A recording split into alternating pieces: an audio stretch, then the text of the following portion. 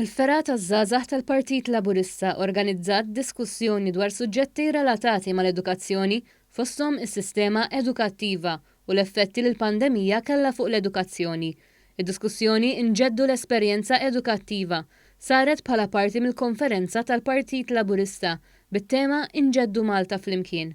Claudina Tart, chairperson tal-Kumitat dwar l-Edukazzjoni fil-Kamra tal-Kummerċ, spjegat diversi punti marbuta mas-settur edukattiv u kol istituzzjonijiet edukattivi kif ukoll proposti għal diskussjoni.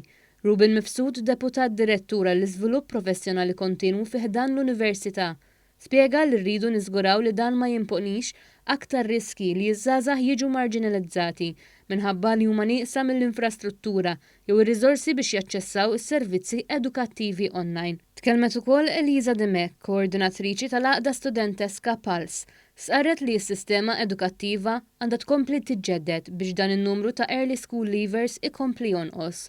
Lorin Gallia, studenta fi skola sekondarja, spjegat li għalkemm it-tagħlim huwa importanti ħafna, xorta waħda mhux biżżejjed, hija spjegat li għandu jkun hemm aġġustamenti li jaqdu t-tagħlim tal-prattika mat-taħriġ.